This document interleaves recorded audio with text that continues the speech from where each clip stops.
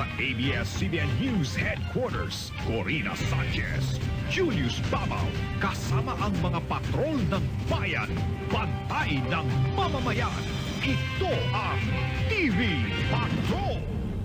All My Life kina Aga Mulak at Christine Hermosa sa unang araw ng showing nito. May report si sa Patrol Nina Corpus. Mainit ang pagtanggap ngayong unang araw ng showing ng pelikulang All My Life. Tampok sina Aga Mulak at Christine Hermosa. Sa dami ng mga nanood, aabot raw sa 10 million ang first day gross ng pelikula. Sa premiere ng pelikula kagabi, bukod sa dalawang bida, naroon ang mga artista, fans at executives ng ABS-CBN. Sorpresa rin ang pagdating ng bagong senador na si Pia Cayetano.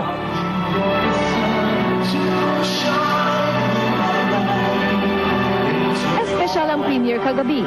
Kinanta muna ni Gary V ang hit song na How Did You Know? Pinag-uusapan ngayon ng mga nakapanood ang ending ng pelikula. Marami kasi ang nagulat kung paano ito nagtapos. Ito rin daw ang rason kung bakit ginawa ni Aga ang pelikula. Baka mapagod rin kasi ang tao. So I wanted to do something really different. Maraming magugulat siguro. Naiiyak sila, may-inspire, matatouch, and magiging hopeful sila in life. Walang duda, ang pelikulang All My Life ang pinaka-romantic na pelikula ng taon. Si Christine ang pinakabatang naging leading lady ni Aga, pero maganda ang chemistry ng dalawa at talaga namang bagay na bagay sila. Nagselos kaya ang asawa ni Aga na si Charlene? Maganda talaga yung pelikula because his whole heart was in the movie. Mainit ang pagtanggap ngayong unang araw ng showing ng pelikulang All My Life. Tampok sina Aga Mulak at Christine Hermosa. Sa dami ng mga nanood, aabot raw sa 10 million ang first day gross ng pelikula. Sa premiere ng pelikula kagabi, bukod sa dalawang bida, naroon ang mga artista, fans at executives ng ABS-CBN.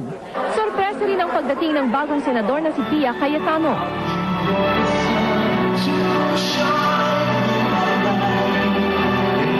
Espesyal ang premiere kagabi.